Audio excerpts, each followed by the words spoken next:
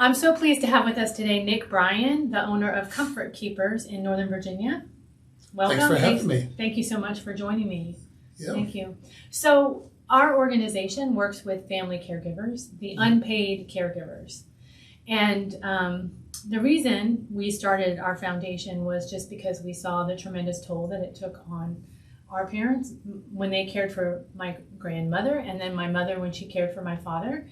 And it was just, we just didn't know. We didn't know so many things, and we wanted to help her, but we didn't know how.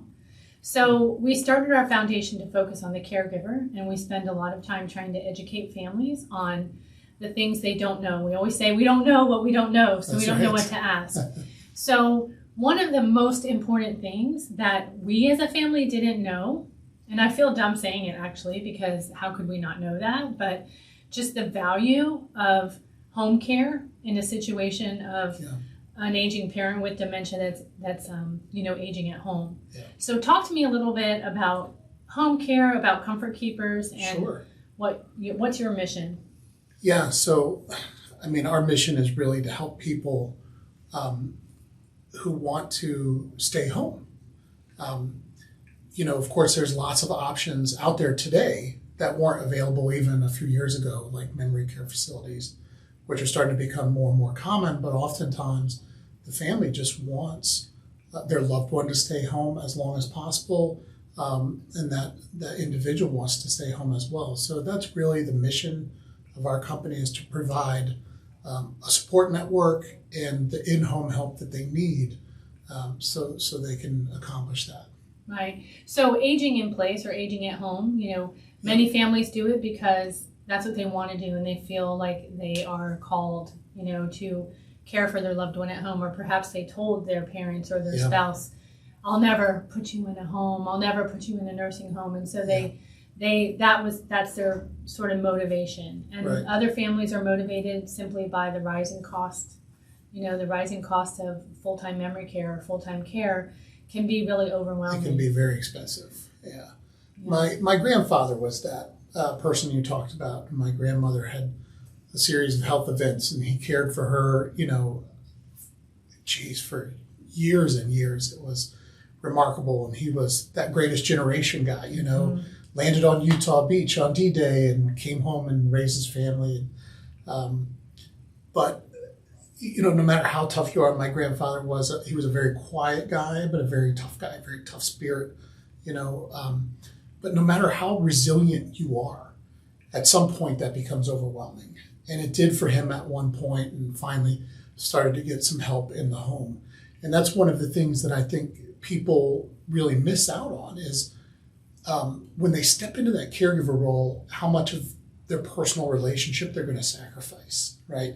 They're going to start to miss out on just being a husband or a wife, or just being a son or daughter, grandson, you name it. So if you bring in a home care company, it enables you to step back and not have to always be a caregiver, right? You can step back and just spend time with your loved one, knowing that someone else is going to worry about the day-to-day, hour-to-hour issues that you may have. And it also provides a break if you need time to go out and just be you, Yeah, we talk about the caregivers getting respite, and that comes in many different ways, whether it's respite so that you can go upstairs if you like art, and you can go upstairs and you can paint, or you like to garden and you can actually go outside and garden, and you don't have to worry about your spouse walking out the front door and, off they go. There's that kind of respite. Then there's, more like overnight respite where you have to travel and you need someone to stay with your loved one so that you can attend the grandchild's wedding or things. So there's so many different levels of respite. But when we're talking about home care, the gamut, the services that you offer really are quite expansive, right? So you can come in and help with day-to-day tasks. Mm-hmm. Do you also come in, or can you come in and do activities with their loved one? Absolutely. So in fact, the brand promise of Comfort Keepers is elevating the human spirit. So let me speak to that just a little bit. Absolutely. Because you hit the nail on the head when you said, there is the activities of daily living. There is the help making sure mom or dad, grandma gets the shower, is getting nutrition, meals, everything like that. Then there's also just, hey, this person is still in there, right?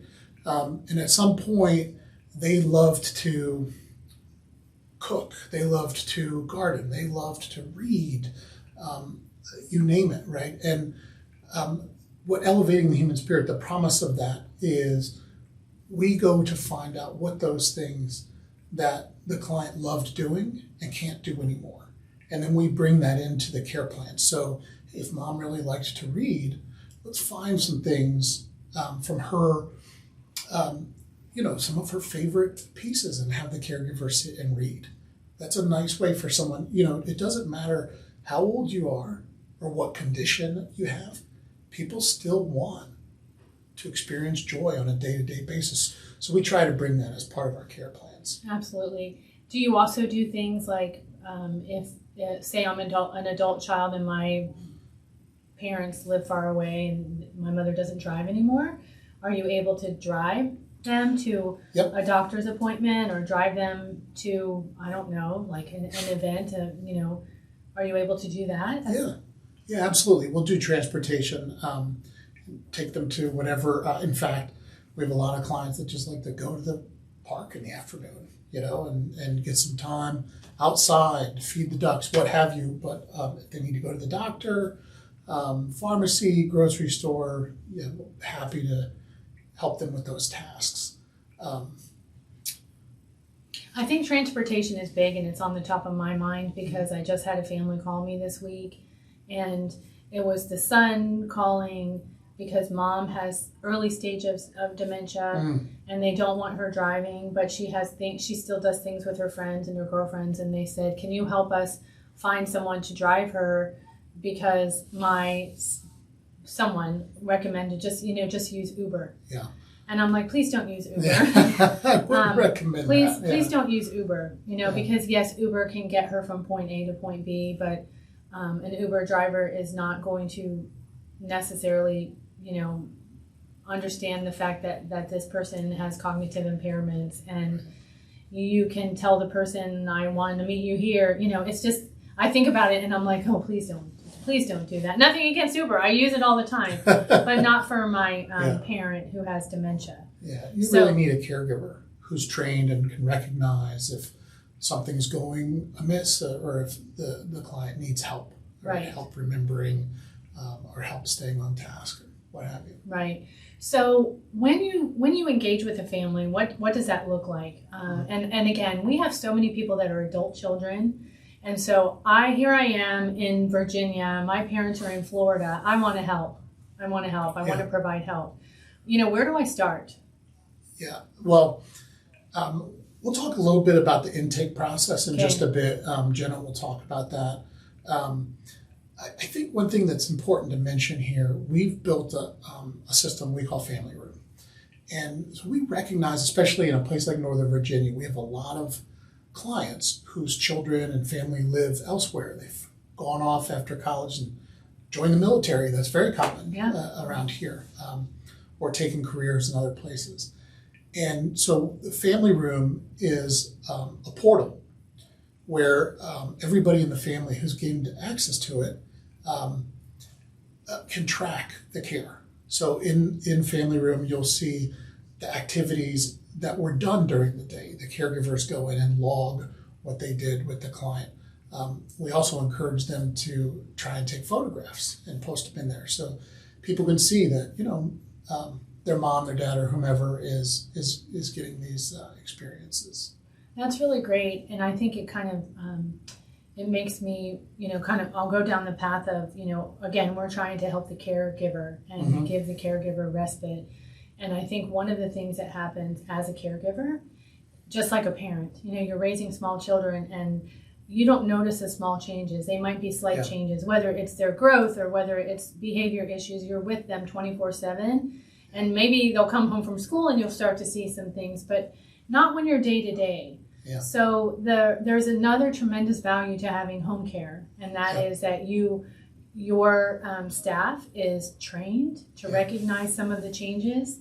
So I'm guessing that if you have this family room where you're reporting some of the activities you're doing, you're also going to report some concerning things that you may encounter along the way. So the way we typically handle that, and we actually just had, today's National Caregiver Day. Yes, it is. So we have been having caregivers in the office all day to show our appreciation for them, but we had one of our best caregivers in the office today, and talking about a client who is started under the pretenses of being early stage dementia. Okay. But she was because she's experienced in this, has had a number of dementia clients, she's already recognizing a decline in the client. And while she was in the office, now the way we typically do this is the caregiver will call the office and talk our care coordinator through what they're observing. The care coordinator will then archive that, contact the family. So rather than leaving it in family room, which is a passive communication tool, we want to be active with that. Okay. So we'll call the family and have that conversation. Hey, this is what's been observed. And if it's acute enough, we'll send the nurse out for a follow-on assessment. So this caregiver, who just is an awesome caregiver, was talking to us in the office today, and she said, Mrs. So-and-so really needs more care. And she had several recommendations, whether it was taking more shifts or potentially going to a memory care or moving with family, all things that their family is considering. And so now, because she's made that observation, we're part of the conversation with the family, which is important to them because this family is navigating this for the first time, right?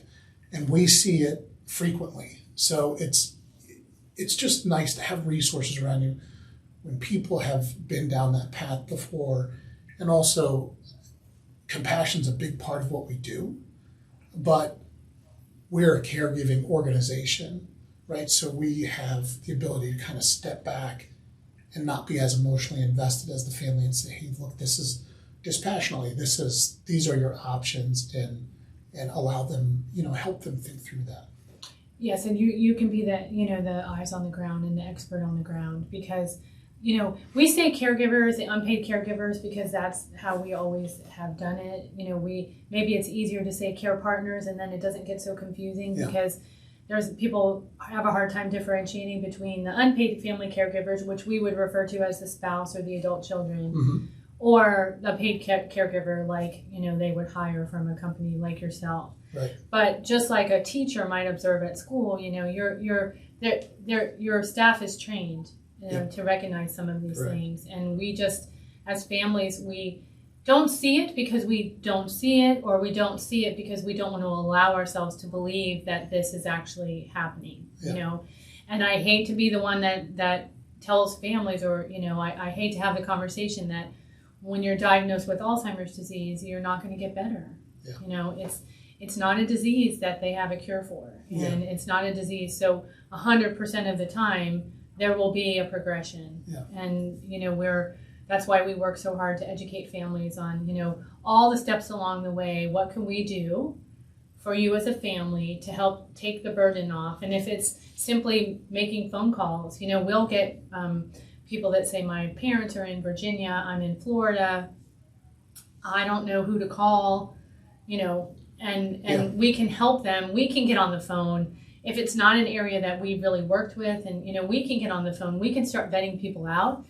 But they don't know, and maybe their friends have told them, oh, well, go to a support group.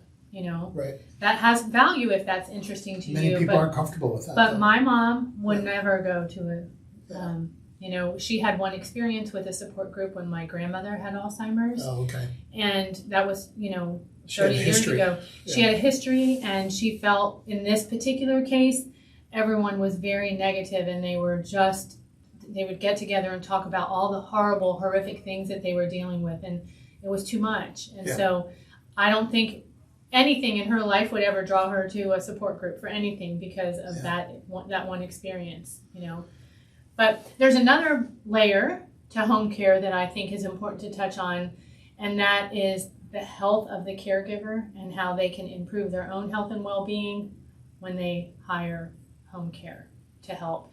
Because Yes. the person with dementia is now getting activities and getting, you're getting that time away, but the emotional impact it can have on the caregiver to actually be able to breathe.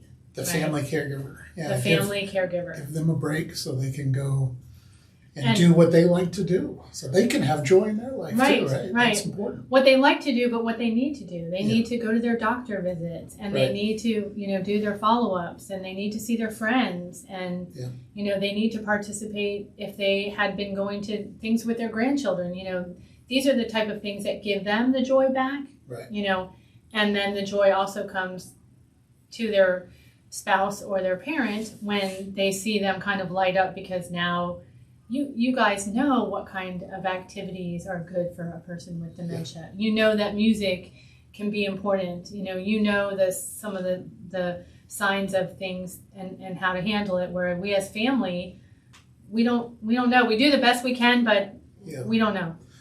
I think for a professional caregiver, someone that we would hire and put in the home, one of the most important things in these settings is actually patience. Right, because you can step back and, my relationship with my dad is one thing, right?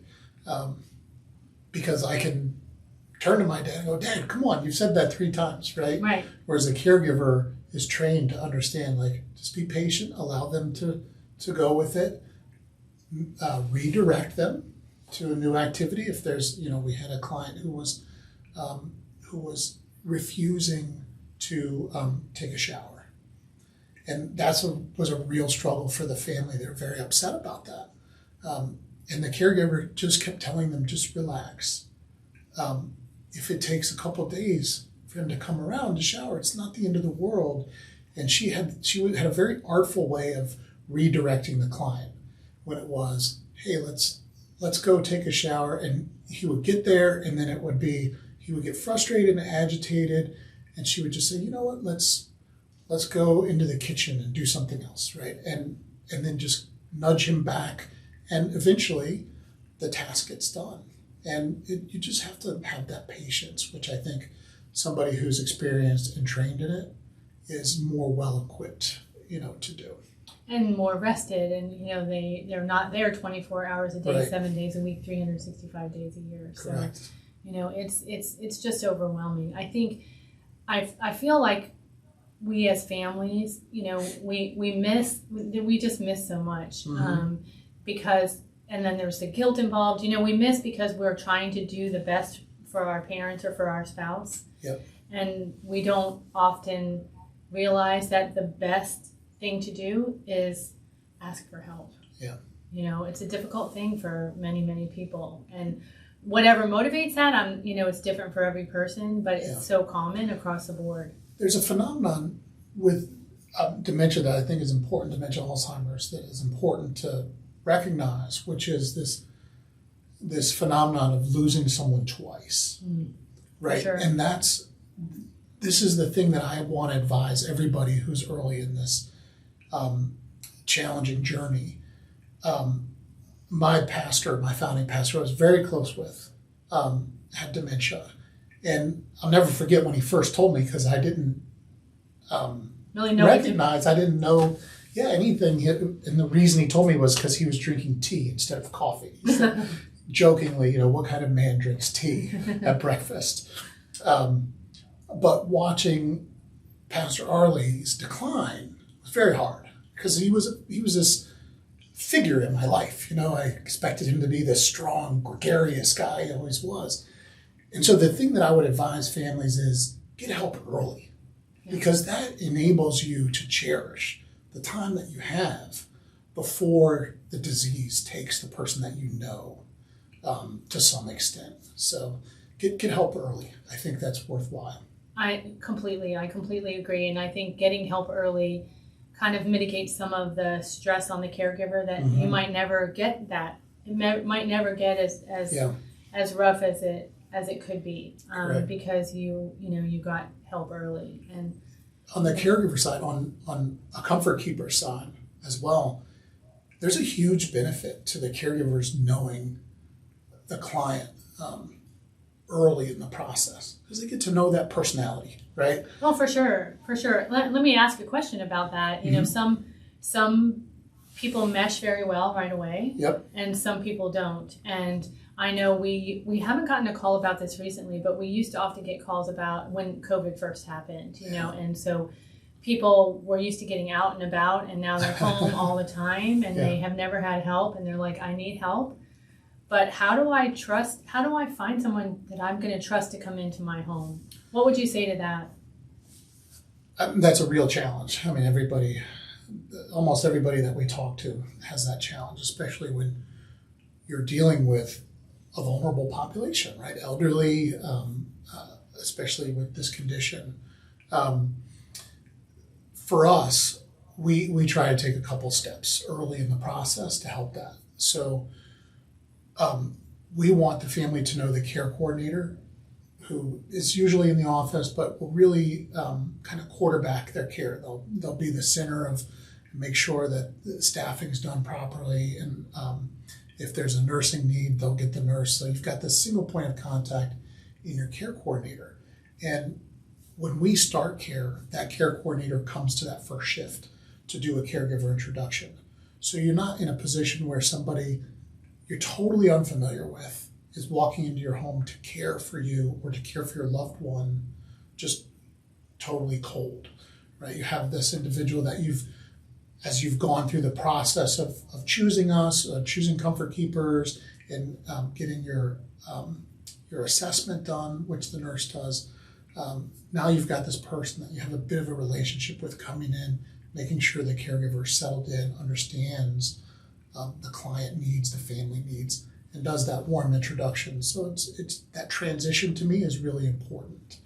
And then from there, we have a very active communication process, especially early on. So we want to talk to the client and the client's family several times in the first couple of weeks of care to make sure that relationship is meshing properly. So if there is not a click, right, between the client and the caregiver that we've put in there for whatever reason, who knows, maybe they have different political views, right. Who knows what it is, right? It could be any personality trait where there's not a good match.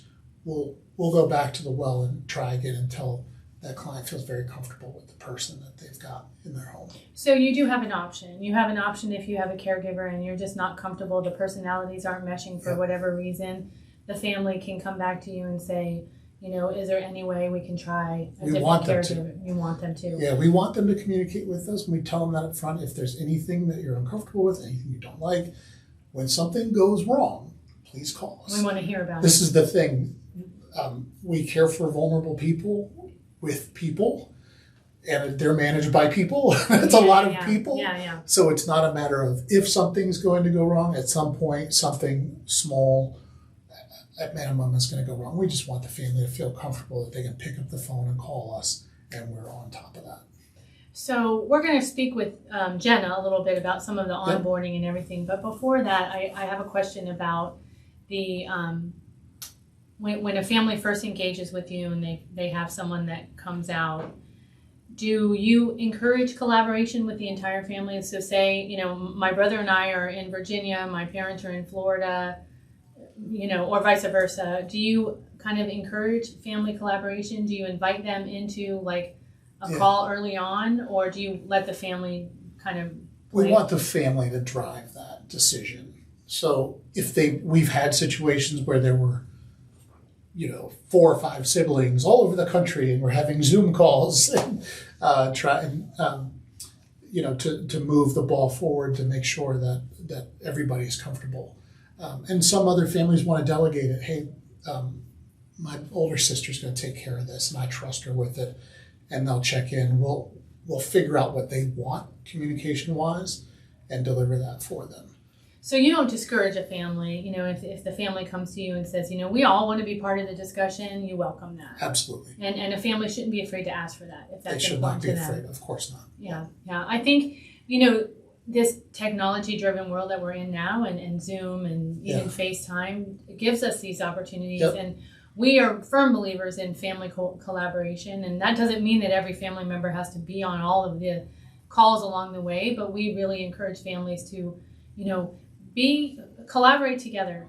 Don't wait for something to go wrong before you figure out what's happening. Right. So if it's important to you, then to know everything, then talk together. Use Zoom or whatever and talk together. But I think families, in our experience with our organization, the families, if you've never had help, a professional caregiver, it's a really hard place to start. But as long as we can educate them and understand the benefits and what the help is really going to give them, it kind of sells itself, right? It does. It does. On the communication side, one example, we had a client. I think it was 3 siblings, but there was this.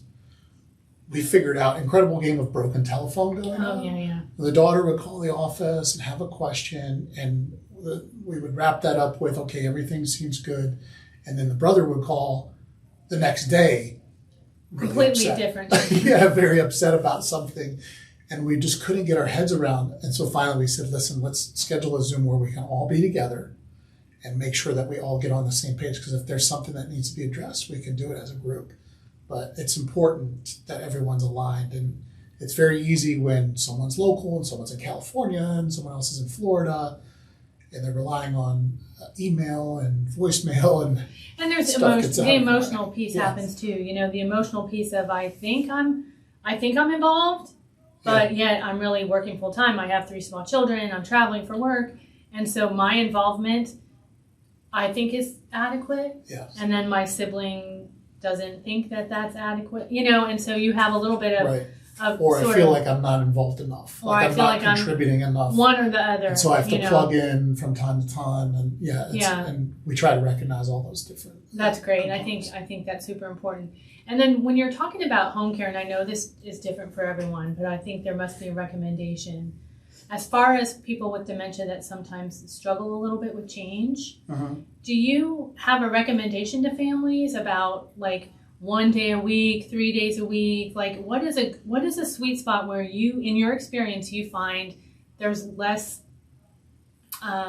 concerns around change? Yeah. Does that make sense? It does, yeah. And so going back to a point I made earlier about starting early, the best results we've seen, the most success that we've seen on that front is when somebody starts to get help very early in that process, so they can have a couple 4-hour shifts a week, right? A couple, maybe a Tuesday, Thursday, or a beginning and end of the week, or maybe a weekend shift so they can give their loved ones just a break, that respite that we talked about. And then through time, as their need accelerates, then the time that the caregiver is present accelerates. And then they're comfortable with it early on. When you bring someone in later and the condition's more advanced, that change is much more agitating to them. Right.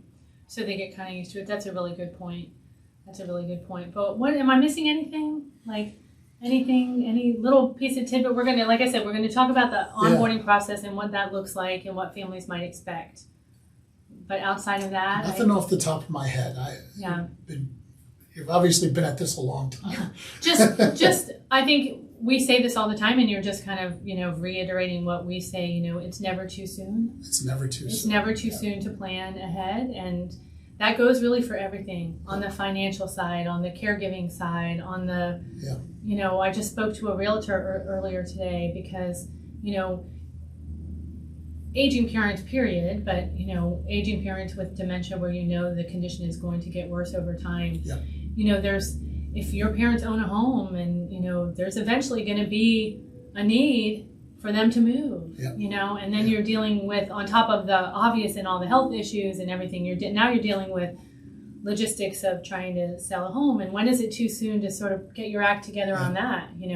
Families don't know if their parent. We get calls. I got a call just a week ago where an adult child went to visit a parent, hadn't seen them for 4 months, I think.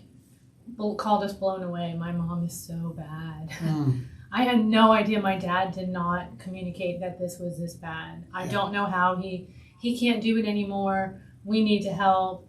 She didn't know if her parents had Medicare. She didn't know if her parents had long-term care insurance. She didn't know if her parents had the financial means. She didn't know if her parents had a mortgage on their house.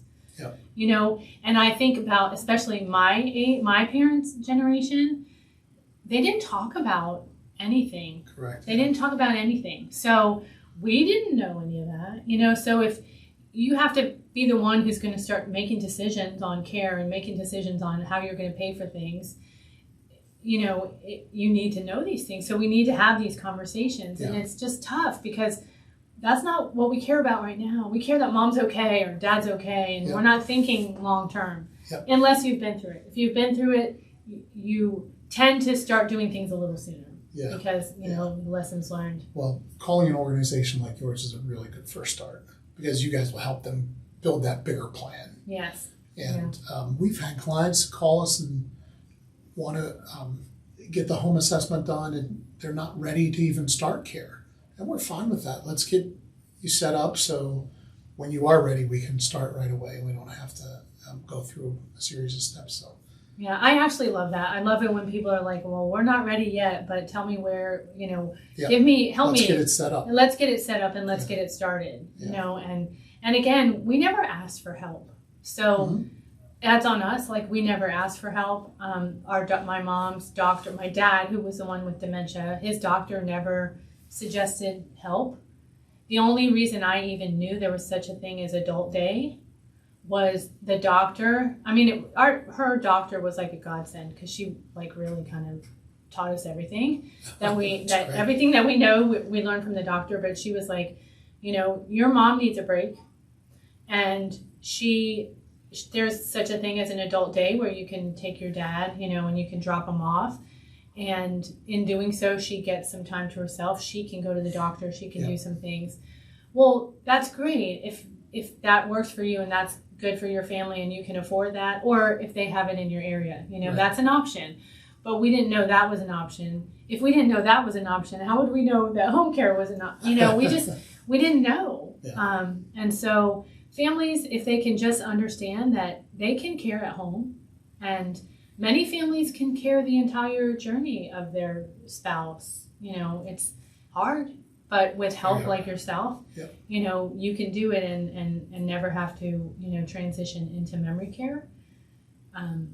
You know, so thank you for all you do. Let me just say, you know, thank you for all you do. And for having us. Yes, absolutely. So we're going to talk to Jenna a little bit about onboarding and some of those things. So thank you so much. Thank you. Okay.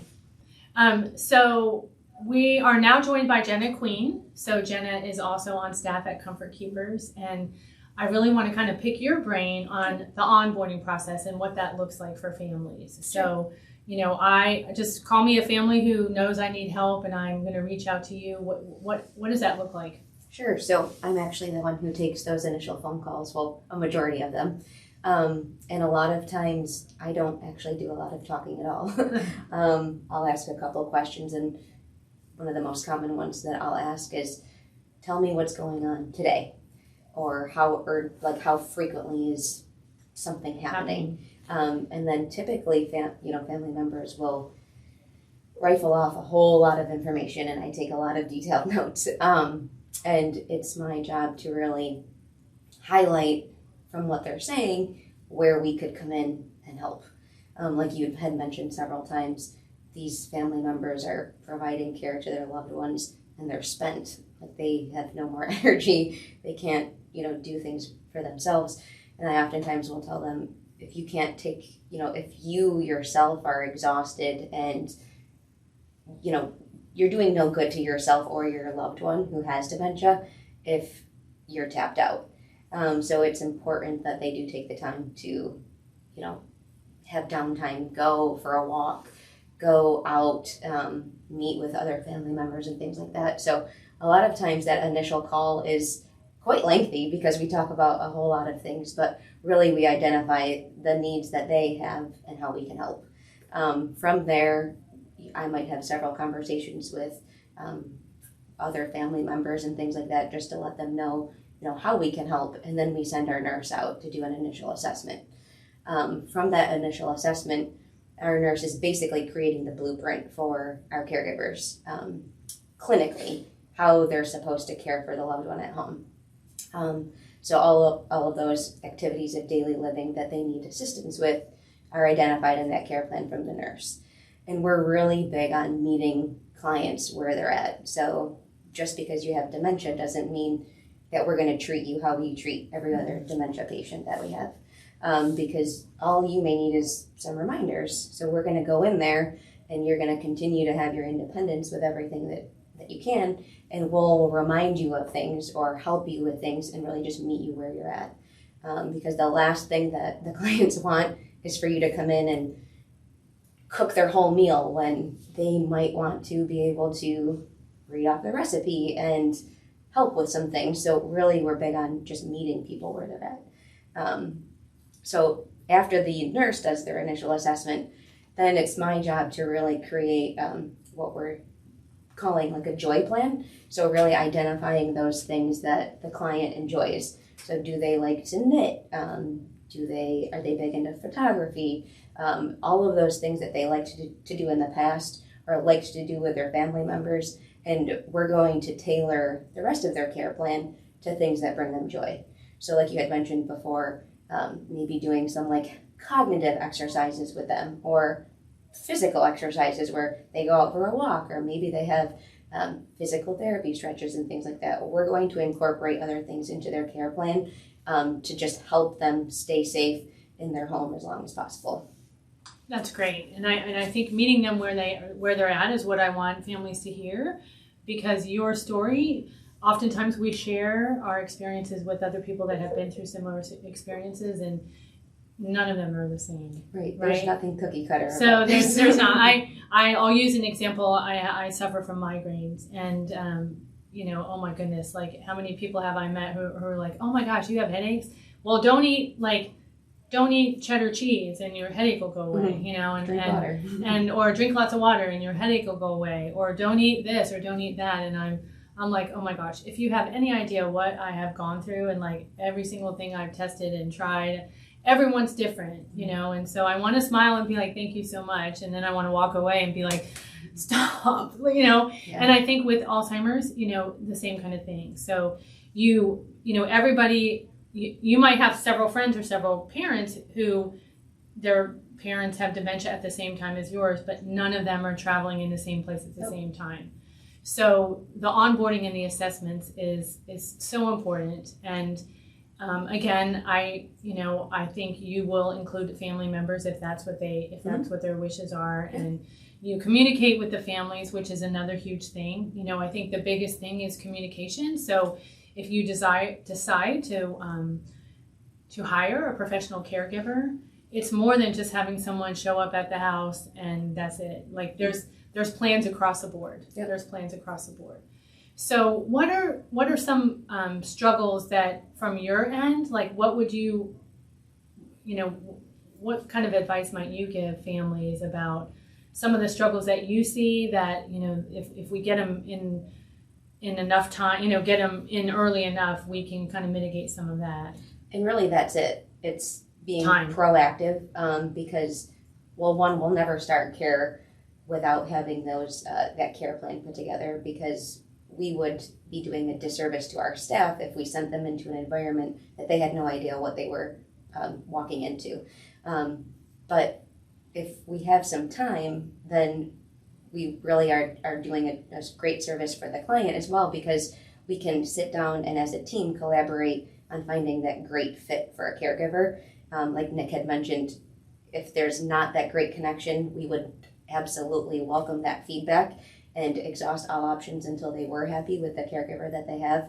But we really do a good job, I would say 90% of the time, of really getting it right that first time, because we like to internalize all of the information from the care plan to then look at our staff, and we're looking at personality traits. If that person is more extroverted, introverted, because we're trying to match someone not only from a skill set standpoint where they have the skills to care for that person at home, but also personality-wise.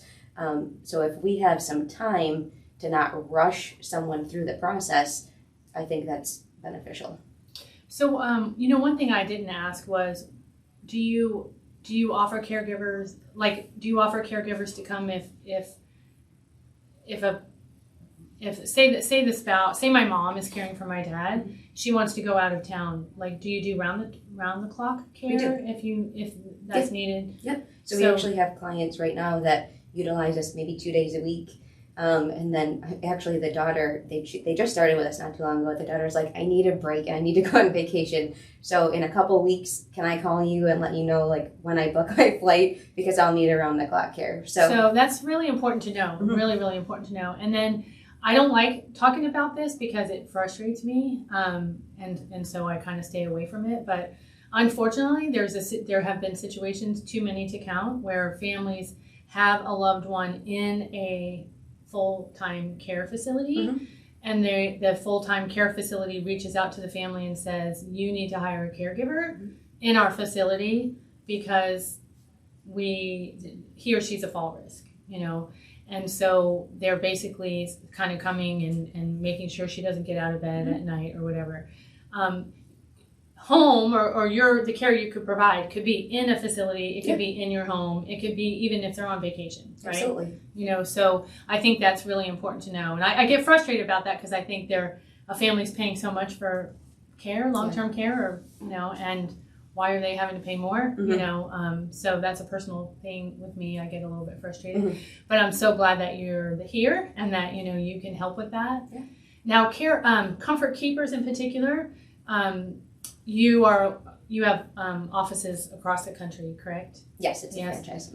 So they're owned by different owners, but if someone were to reach out to you, I live in Virginia, I reach out to you, can you put me in contact with a Comfort Keepers where my mom is? Yeah.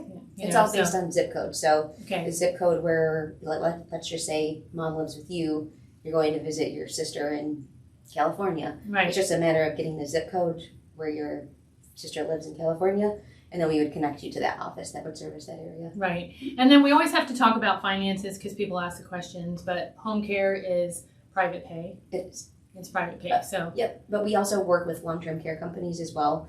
We have someone designated to actually do all of the filing and things on the family's behalf. So that's a whole different topic. Yeah. So we met with someone this morning and talked about long-term care. So essentially, long-term care is an insurance policy that they've taken out in advance, and there's a per diem payout, a benefit per day, and that's what you're referring to. Yep. So if someone has long-term care, they can use their $100 a day or $200 a day to pay for home care. Sure. So if they have that policy in place, you're saying that you'll work with them and you'll work with the company, so you'll understand what the benefits are and such. Yes. We have someone in our office that's designated to just doing long-term care stuff for our clients. That's great. We like encouraging people, in their 50s, to start talking about long-term care, before it becomes a problem. So, the caregivers, the stress on the caregivers, the mental, the emotional toll that it takes, it's just overwhelming. It's devastating. And so knowing that a family can reach out and hire a caregiver to come in, it doesn't have to be just to help with daily activities, This is what you guys have said. They can come help your loved one dance, paint, do whatever would bring them joy, and which causes more joy in the home altogether, right? Yeah. Because we don't want the anxiety of that can happen, right? Yeah, absolutely. So I can't thank you enough. You guys have both been great, and I think this is a valuable lesson, that we can share with families. We will share all of your information, your contact information on how to reach Comfort Keepers. Great. And if you have any type of collateral that you would like us to share, we'll get that out to our community too. Awesome. And I just thank you. Thank you so much for giving us your time and helping us, help families understand what their options are. Absolutely. Thank you for having us. Thank you.